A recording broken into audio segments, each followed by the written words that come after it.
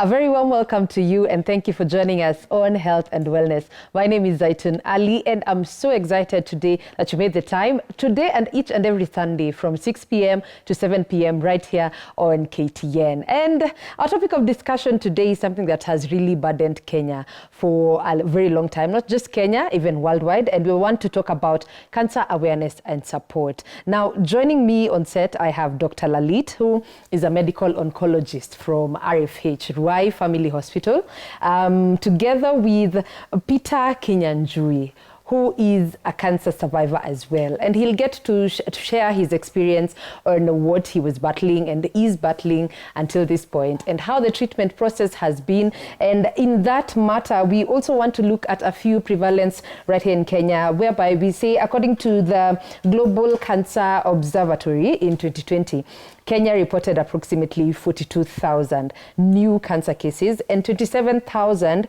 cancer-related deaths. So this means it's something that we need to highlight and talk about and just find a solution, if possible, to this burden. And karibu sana to the show. I'm so happy to have you, Dr. Lalit. Thank you so much. Peter, welcome. Thank you. And I can't wait to hear your experience and how you're just a conqueror in all this, you know.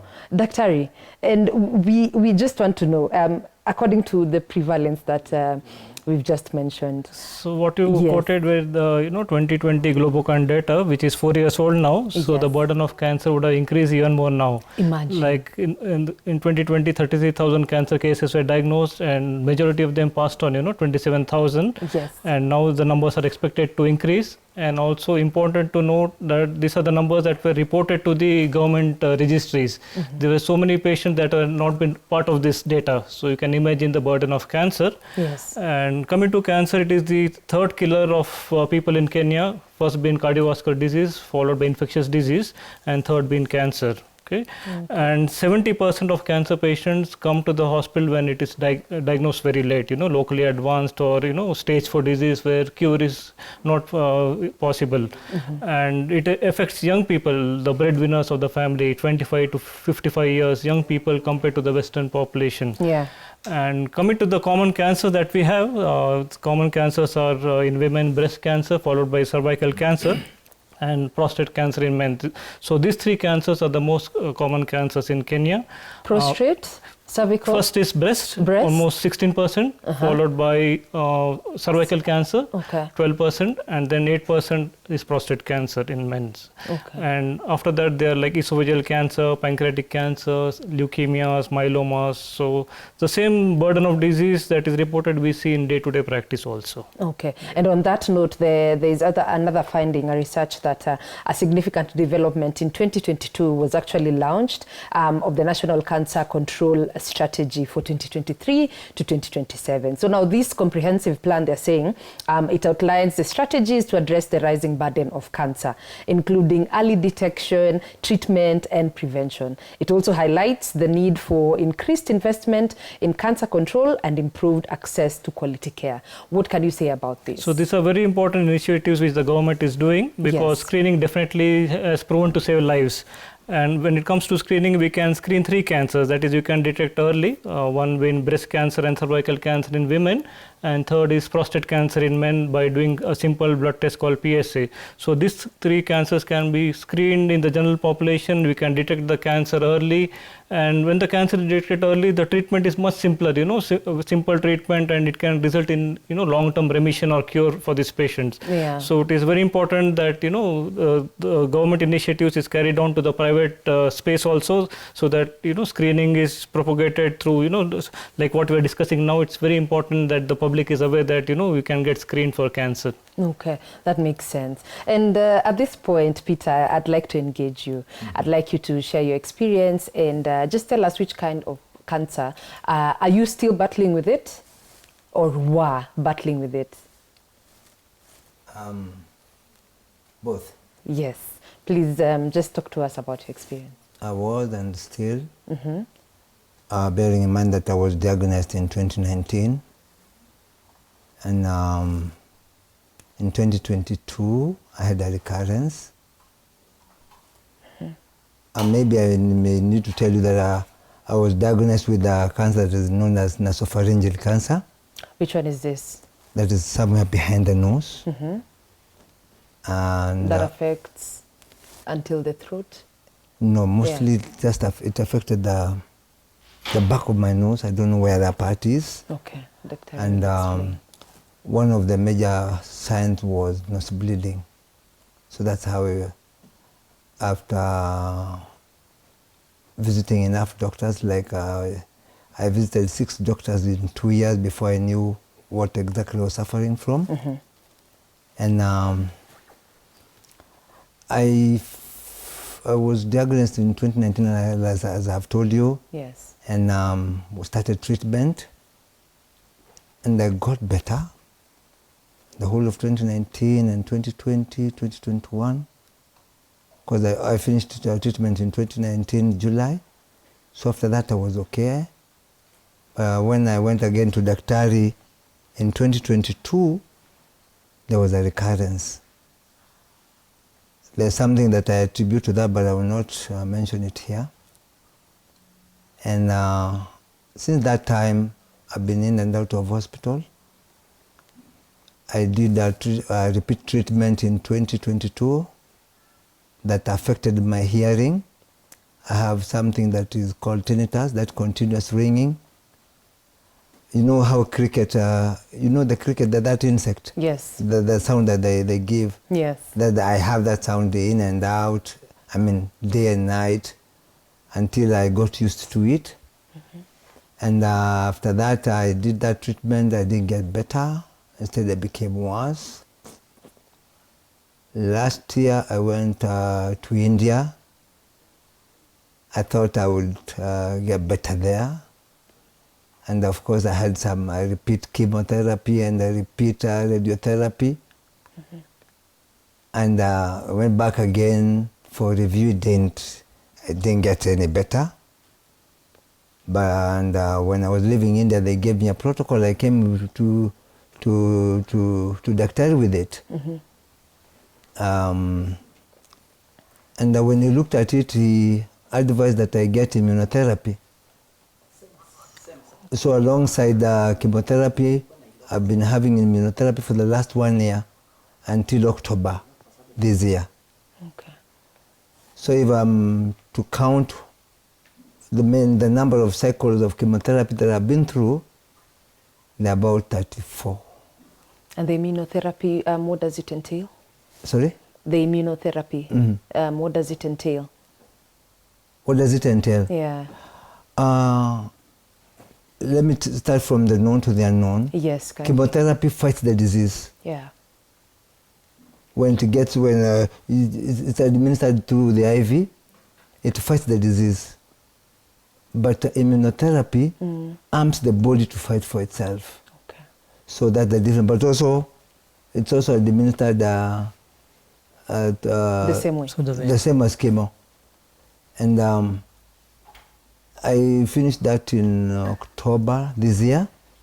So I'm due for PET scan in January so that we can assess how well I've become. Yeah. Yes. But so far, how are you feeling? How has it been in terms of the treatment process? My body tells me that I'm good. You're feeling okay? And I'd even like to take you back even before the treatment and you being diagnosed. So what led to the diagnosis? What led to the diagnosis that I had some constant cough. Okay. That was not going away. And I may need to tell you at this point that I have lost 5 family members to cancer. Okay. From on my maternal side. So sorry about that. Well, it's part of this life. And I just lost my uncle to lung cancer in 2017. Okay. So when I started coughing, my cousins were like, hey, he's coughing like our dad. And of course, the thing that came into my mind was lung cancer. So I went to a hospital in the neighborhood that did an X-ray, and they said that they were seeing some things on the lungs. you don't know what that made me feel. Oh no. I remember I couldn't even drive home because I just saw death. And within 2 years, I had changed 6 doctors because most of them, they were attributing my coughing to TB. Yeah, the most probable cause. Yes. And it wasn't TB.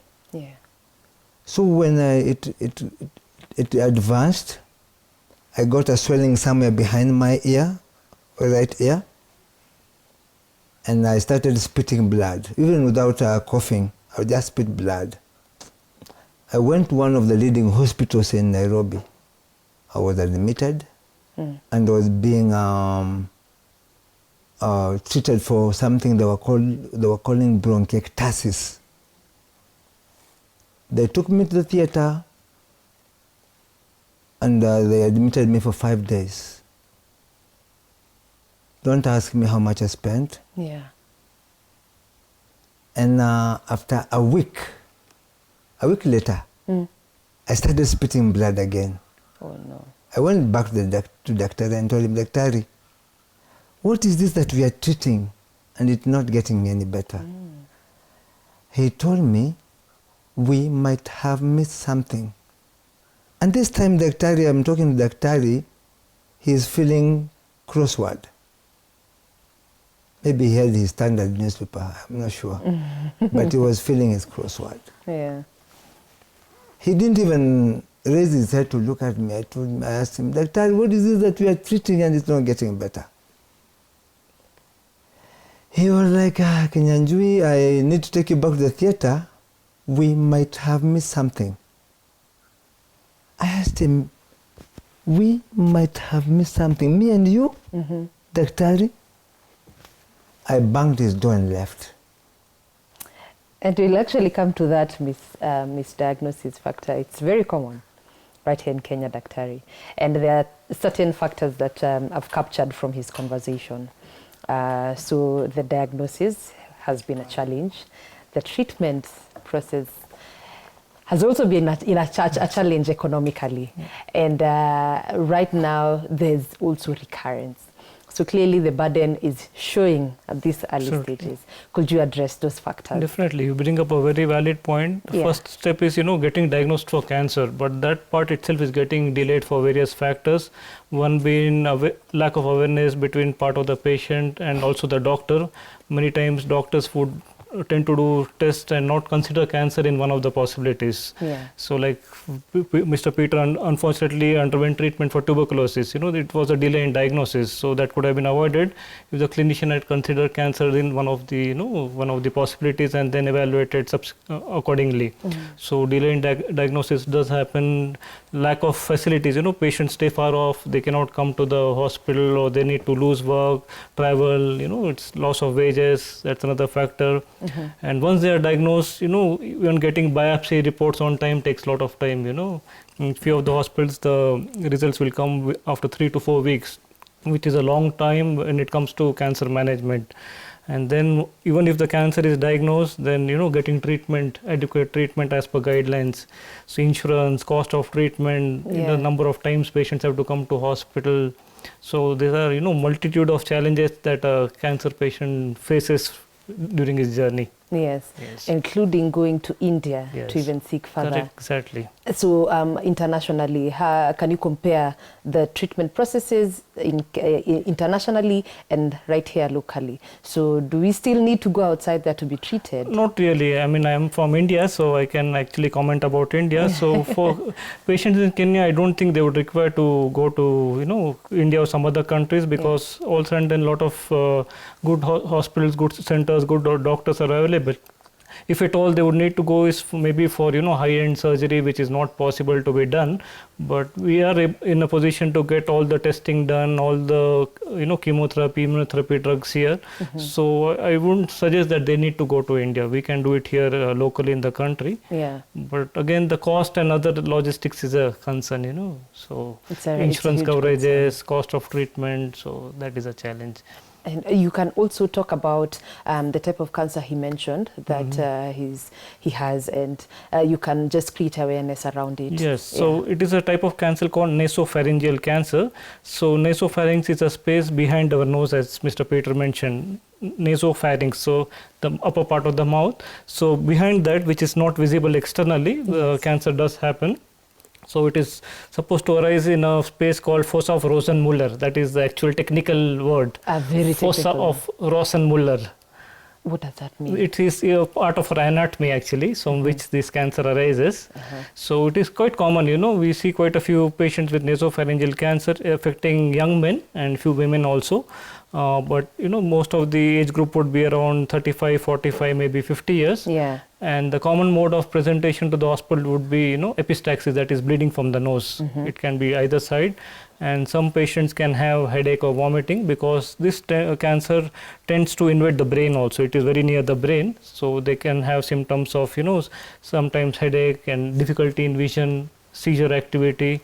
And this cancer also can present with gland enlargement in the neck, like which Mr. Peter had, The one he had behind cervical gland enlargement. Okay. And sometimes this cancer also can spread to the lungs or to the bone, So that is the reason we need to do proper testing to know what stage it is and then plan for treatment.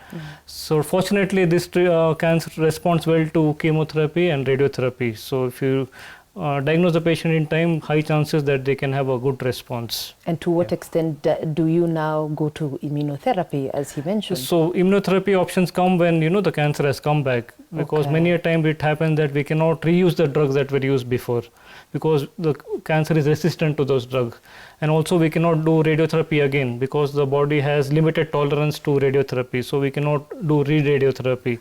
So then we need to explore other chemotherapy drugs which have not been used before, or use immunotherapy drugs. So these are drugs which, use the body's immune system to fight the cancer. So these are again injected intravenously, and there are various, immunotherapy drugs that are available. So these are, newer types of cancer treatment that are supposed to have, good response and patients do well for a long time. And which stage were you in when it was diagnosed, Kinyanjui? Ready to hear that? Yeah. It was stage 4B. So 4B is really extent. Yes. So most of the time this cancer presents at stage 3 or stage 4, So because there is a lot of space in the nose, and the symptoms become apparent only when it has expanded a lot, and by the time you see the doctor, it is already 3 or 4. It is very, very, very uncommon that you detect the cancer in stage 1 or stage 2. So it's always 3 or 4, and more commonly 4B, as Mr. Peter mentioned. And also Mr. Peter actually had a side effect from the treatment whereby the hearing was affected, like he mentioned. Can you talk about that? So few chemotherapy drugs, like commonly they are called cisplatin. So it's commonly used for treating this kind of cancer along with radiotherapy. It can affect the hearing. So it is very important for the oncologist to inform before starting any treatment, do any hearing test if required. Yeah. And hearing loss is more common in elderly people, and also if they're taking some other medicines that can affect the hearing. So like hearing loss can happen, and tinnitus, that continuous ringing sound like the cricket sound, that can happen, which can be very distressing emotionally for the patient. That can happen. And apart from that, there are few side effects. The drugs can affect the kidney, they can affect the hair, leading to hair loss, nausea, vomiting. They can cause bone marrow suppression. But these side effects might seem very fearsome, but there are good supportive treatment that we give before, during and after the treatment to prevent and reduce these side effects. So fearing these side effects, one should not fear the treatment, So this can be manageable. They can be manageable. Yes. And he mentioned the first time when he was diagnosed, the first thing that came to his mind was just death. So talk about the mortality rate, and why does it have to be a death sentence? What are we doing to put in place to just demystify all this? So definitely the diagnosis of cancer is considered, it's feared in the society. They consider it as a death sentence. but it is definitely not so. Let me reassure all the audience listening to this program, because in the last 10-15 years there has been so much improvement in treatment, improvement in diagnostics. We have got very accurate diagnostics. We have got sophisticated radiology equipment like PET CT scans, and then improvement in treatment, chemotherapy options, immunotherapy options, good supportive care. No longer nausea, vomiting is a concern. Hardly any patient complaint, because there are very good medicines to tackle that. If there is bone marrow suppression, we have growth factor injections to boost the count. So definitely I would say that it's no longer a death sentence. It's no longer. Okay, that makes sense. And as you're actually talking about the screening, diagnostic processes, treatment, how accessible are they even to the people at the grassroots?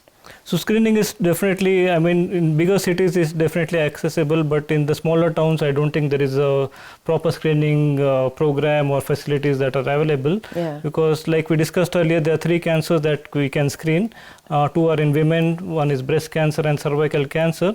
For screening breast cancer, we require ultrasound or a mammogram facility in that healthcare facility. For cervical cancer, we require pap smear. We need to do a pap smear, which is a minor procedure done by the nurse. And the third cancer that can screen is prostate cancer by doing a blood test called PSA. So a screening center should have facilities to screen all these 3. And we require facilities to report. Once you take the sample, somebody has to report it. Yeah. And for mammogram and ultrasound, we require a radiographer or a radiologist to do the reporting. So these are all challenges. Okay. So that are very common in the rural areas. In bigger cities, most of the hospitals do conduct screening.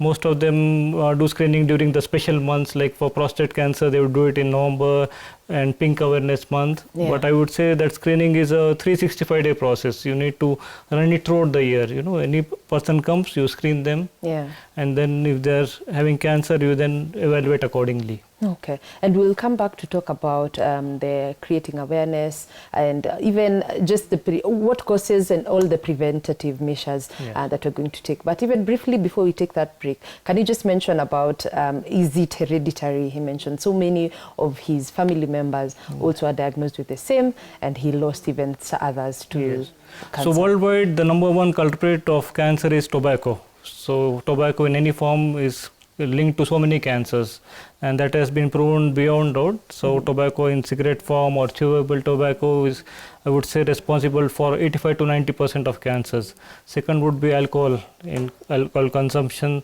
Third would be infections like HIV, human papillomavirus, hepatitis B, hepatitis C, Epstein-Barr virus, and so many other pathogens that are linked to cancer. Other factors like obesity, somebody being overweight, having poor diet, somebody exposed to ultraviolet radiation, they are predisposed to skin cancer. And then coming to genetic, few of the cancers can be genetic. So not all cancers are genetic, but I would say around 5 to 10% can be genetic. So that would entail taking a proper family history of cancer to know whether there is a genetic cause of the cancer. And commonly we see breast cancer, ovarian cancer, pancreatic cancer, prostate cancer, run in families. So in case, in the situation that there is a genetic possibility, then we do specialized testing to either confirm or, rule out the possibility of genetic cancer. Okay. So these are all the common causes of cancer that are there, and many of them are avoidable. You can stop tobacco, you can stop drinking, you can protect yourself from the skin, from ultraviolet radiation. And important thing that I forgot to mention is age is a risk factor that we cannot control. Yeah. As the person's age increases, the risk of developing cancer increases because of lot of changes that happen in the body. Okay.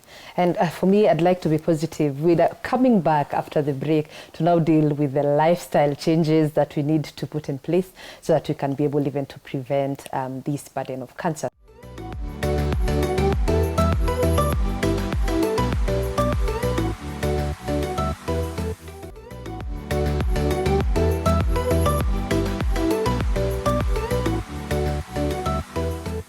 Welcome back. If you're just joining us, remember this is Health and Wellness. My name is Zaitun Ali, and you can find us on our WhatsApp line 0759-434389 in case you have any question about cancer. Dr. Lalit is still here in studio ready to answer them. We also have Peter Kinyanjui, who is a cancer survivor, right here in set just to share his experience and all he's learned about this. He's a champion for creating awareness in this, and he'll be talking about this. Karibuni, welcome back to the show. Still feels great to have you here. And Dr. Lalit, we've just talked about the burden of cancer in Kenya. We've talked about the causes, we've talked about the treatment process, and before that, even diagnostic process, you know. And right now, we just want to dwell more on even the preventative measures that you had mentioned. Lifestyle was a major one. How can we deal with this? So many of the cancers are preventable by, just adopting small changes in day-to-day lifestyle. So if somebody is smoking or using tobacco, stop it. Similarly with alcohol, and one can get vaccinated for human papilloma virus. Young girls can get vaccinated. It can reduce the risk of developing cervical cancer later on. Yeah. There's a good vaccine for hepatitis B, which can reduce the risk of developing liver cancer. And maintaining lifestyle, cutting down on red meat, eating more of fruits and vegetables, protecting your skin, and getting screened. It's very important. Yeah. And other thing that I would say is not to neglect your symptoms. Like, most of the times cancer is initially misdiagnosed, like which unfortunately happened with Mr. Peter. Yeah. So something is not reducing in 2 or 3 weeks, one must consider that it could be cancer and get evaluated as early as possible. Okay. And Peter, I'd like to throw this question to you in terms of emotional wellness while dealing with cancer. How has it been for you? Well, it hasn't been very easy. But I'm this kind of a person. I call myself my own encouragement powerhouse. I don't need, I actually don't really look out for encouragement. That not to mean that I don't have a support system. I have 2 children, and my children have been such a great support. Wow. And if I'm to count people who've been there emotionally for me, I would count my children like 10 times before I count others. And I belong to the school of thought that believes that the body follows what the mind believes. And therefore I've really worked on my mind. I've really worked on my mind. That is very powerful. And I've, by the grace of God, I've been able to really fortify my mind. Yeah. I know how to, I've learned the art of disputing negative thoughts in my mind. I've learned that. I know I cannot be positive every day, day in, day out. Yes. As much, people think that I'm a strong guy. But I tell them I'm not strong because at times I cry like a small baby in my bed. Apparently, I'm a singular parent. Yeah, so I don't have that partner beside me on the bed. Therefore, my pillows knows my tears. But when people think that I'm strong, I tell them, no, I don't think I'm strong, but I'm resilient. Yeah. I am full of agility. I fall down, and the Kinyanjui that rises up is better than the Kinyanjui who fell down. And that's me. Where geography has placed me,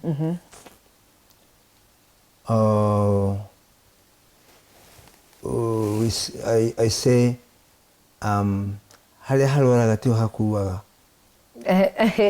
to mean that just because you got sick doesn't mean you're going to die. And like Dr. said, cancer is never equal to death. I always tell myself that. Yeah. When I was diagnosed, I remember the doctor who broke the news to me. Of course, I knew, having been through cancer in the family. I interpreted the results for myself. And I thought, wow, okay. So when the doctor asked me, Kinyanjui, do you know what you have been diagnosed for? I said, no. Were you told the expected result? I said, no. You have cancer. It was that plain. Oh, no. Yes, that plain. And doctor, he realized that he didn't do the right thing. So when he wanted to correct that, I told him, doctor, don't worry. I am a big boy. By the time I'm leaving your office, getting the bus stop, I'll be fine. And I've learned how I've been able to deal with the cancer emotionally is to know that you don't really have to die from cancer. The other day, there was a report of people who died in a road accident. Probably none of them had cancer. True. And I always tell myself, Kinyanjui, you have been assigned this mountain so that you can show others it can be moved. You have a purpose to achieve. I have a purpose to achieve. Yeah. In terms of emotional wellness, allow me to mention a money counseling center. Okay. And a money counseling center, they have sponsored my training. I am training as a counselor. I am just about to finish certificate and get to diploma and become the best that counseling can give. So then I can go back there. Even in my small way, still now I'm doing that. Yeah. Like I told you yesterday, I was in Athi River. So then I can go out there, having survived this darkness, to become light to someone else. Why would I let you go through a bushy area, whereas I know a better route? I can show you that. On top of a money counseling center where I'm training, there is another organization called a Fresh Chapter. I've opened a whole fresh chapter in my life. They're dealing with they're helping me deal with my emotional burden. Okay. And I'm getting better by the day. Wow. With each week, I'm getting better. I love that. And I love that for you totally, Kinyanjui. It's the way to go. It's really magical, very powerful to even someone watching out there who is going through the same. And Dr. I'd like to also ask you, how can we be able to now ensure that we give the right care and support to cancer patients? And also, I know the family is also going through a lot. How can we ensure care for even the caregivers? When we talk about care, unfortunately, the emotional part is not there for the patients. It is for themselves, to fend for with, family members or good neighbors. But when it comes to actual non-treatment part, that is lacking in most of the hospitals. I mean, hospitals and doctors are busy just giving chemotherapy prescriptions, but rather than, looking behind the emotional aspects which play an important role. So there is a huge unmet need for improving this kind of services, emotional support, social support. That's really, really very important. Okay. And aside from that, there's something we can't deny, stigma. Yes. How can we deal with this? Stigma. You're laughing. You've gone through it. Probably give us your experience, and then now we'll come back to Dr. Ari. Let me start by saying that the worst stigmatization is self-stigmatization. I don't allow no one to stigmatize me. There was a time I was taking oral chemotherapy, and the whole of my face and my head, I looked like toad, ile chure ya shambani. Oh no! I was looking like that. I had what they called, not pimples, what are they called? Rashes all over. I had rashes all over. And this time I entered into a matatu, and the lady sitting next to me, she thought, well, this guy is HIV. What could this guy be suffering from? Will he infect me? And you should have seen how that lady was really moving towards the side, was keeping a distance from me. Really? Yes. When you talk about stigmatization, you'll find that ladies who are going through breast cancer and they have had their breast removed, they have to get a prosthesis because they still want to look and feel the same. True. Because who wants to walk around with one breast, and of course clearly on the other side there is no breast. So there is that part of stigmatization, and there are people who don't even talk about cancer. They don't even want to. Like it's a taboo. They don't want to be known that they are not even a taboo. They just want to come have their the chemotherapy, go back home and tell no one. They don't want to feel like that people they know they have cancer.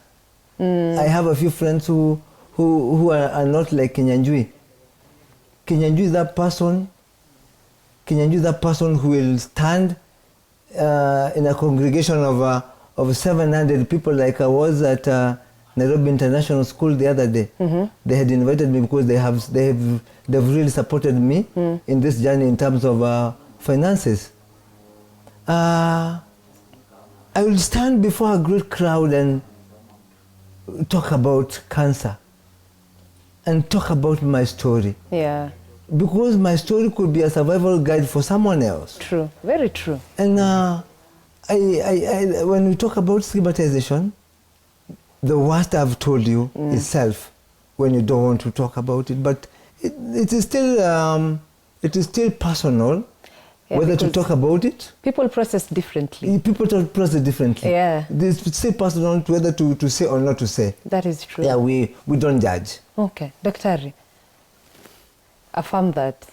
Yes, absolutely. I think Mr. Peter's journey has been nothing, so inspirational. Even I'm meeting him for the first time, and I'm really inspired the way he has fought, and he's, giving hope for others. So that is really remarkable, because he has also experienced so much, so much things.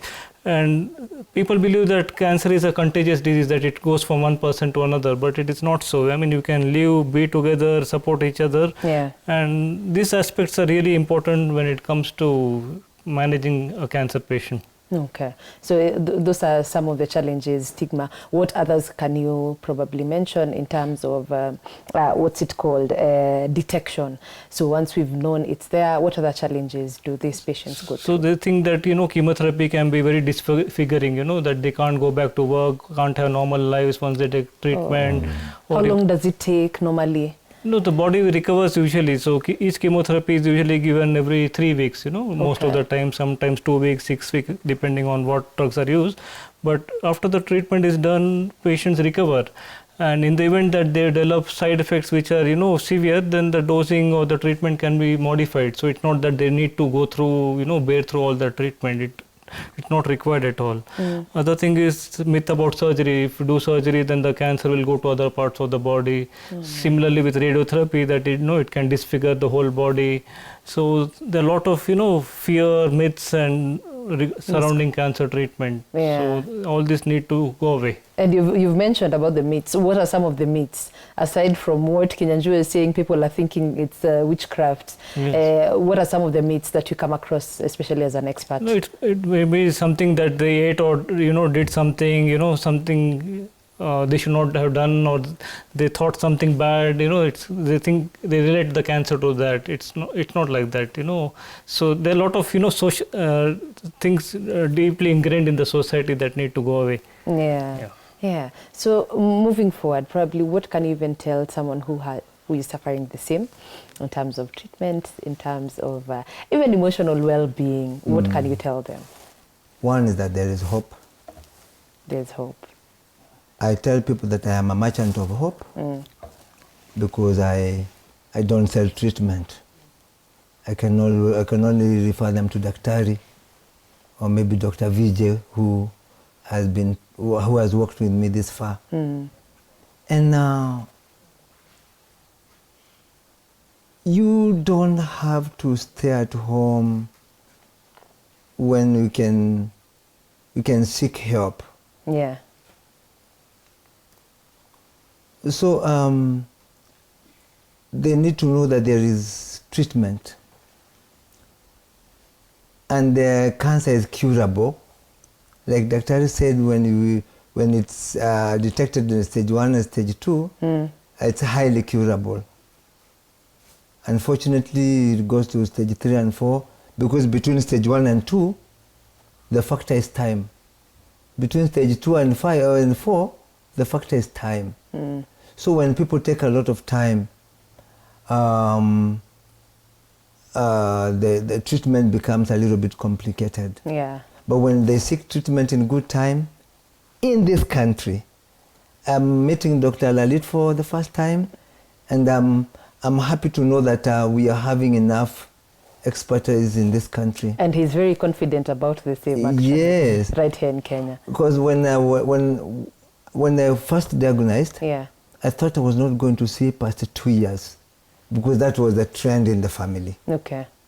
That was the trend in the family.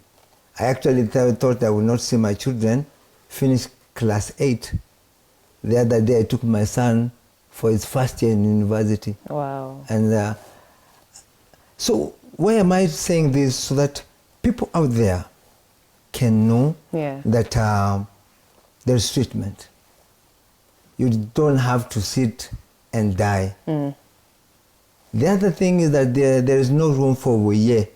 No pity party. No pity party. When you start pity partying, then actually I tell people that the worst disease in this world is not even cancer. It's lack of hope. Yeah. When you lose hope, I remember during COVID, people were in Italy. A billionaire jumped from a high roof, from a high multi-storied house to his death because all his family was gone. Well, did he have cancer? He didn't have cancer. He just lost hope. Yeah. And I don't know. One time I went for a conference organized by Kenya Institute of Cancer, and I asked a question. Lack of hope. Is it a communicable disease or a non-communicable disease? A symptom as well. Because the greatest battle lies in lack of hope. I agree. Lies in losing hope. I agree. But when people come out and they put on the spirit of fighting, they can overcome. And I want to address even one of, that's a factor that he's mentioned. The fear actually comes from the patients because there's an option, there's a possibility of recurrence of the same. So what brings it back? And how can we even prevent it?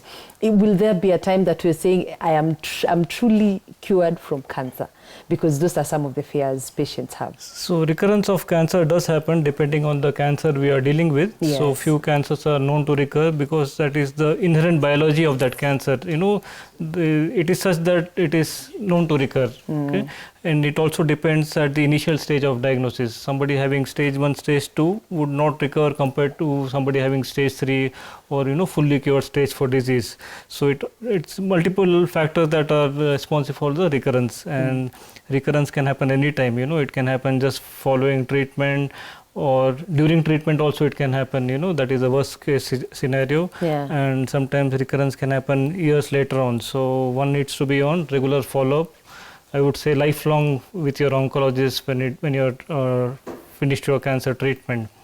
And hopefully in few years' time there will be enough technology, enough medicines, newer drugs, better screening modalities, which will expand to other cancers where we can just treat cancer easily and it doesn't come back ever again. You've touched on something I wanted even us to wind up on, technology. What kind of technologies are put in place right now to even manage this burden? In terms of? Technology. Psychology, yeah. So no, technology. Technology. So yes. Technology, I mean, when it comes to Kenya, we have PET CT scans which are really useful for, diagnosing and managing cancer, to know how a patient has responded to treatment. Yes. So even at our hospital at RFH, we have got the latest PET CT scan. And apart from that, there are newer pathological methods like immunophenotyping, immunohistochemistry, molecular testing that are available, which can, guide the oncologist for precision treatment. So all these things are definitely available. And worldwide, there are a lot of clinical trials that are happening which explores new medicines, So all the treatments that are available in oncology come through well-conducted clinical trials. So worldwide, there's a lot of trials happening, a lot of newer drugs coming. Okay. So every few months, there's a new medicine that is, coming in the market. You do these trials to who exactly? Human beings? So we do in human beings. Yeah. So they compare with the standard treatment along with a new treatment to see whether it is working, and then see what side effects are there, which cancer it works. So there are various types of clinical trials that are there. But that is the only scientific way of, getting a new drug in the market. Okay. Yeah. Thank you so much, Dr. Lalit. And you've said you're from RFH. RFH, in yes. case they want to find you, where they can find you there? Yes, I'm there full time from morning to evening, 8 a.m. to 5 p.m. Oh, you guys have a dedicated department for this? Yes. Every single day? Yes. Okay. So we have a full-fledged oncology center at Ruai. Ruai. Yeah. That's the main branch? Main branch. Okay. Yeah. Okay, thank you so much. And you, Kinyanjui, najua watu wanataka uwapatie hapo hope. You talk to them, at least you inspire them, and they can feel they are not going through this alone. It can be lonely to go through this burden peke yako, but we are also grateful for your children for being amazing support systems. Waambie waendelee vivyo hivyo, and your pillow as well. I wanted to come with my daughter, but she traveled. I know she's even watching right now, right? Your daughter. Yes. Tell them they've been great support system to you, and we are grateful. My children. Yeah. There is my son, Abraham Lincoln. Wow, great name. Yeah. Na mama yangu Njeri. I call her mama yangu. Yeah. They've really been there. Wow. That's alongside my other family members, my sisters, and my extended family. They've been there for me. And in case people want to get you, where can they find you, even as you're winding up? Yeah. One is that I'm in Nairobi. I live in Ruai, a walking distance from Ruai Family Hospital. And if you allow me, I can give them my number. You can give your number, actually. I can give them my number. You can find me on 0725 299 589. You can also get me on 0101 299 589.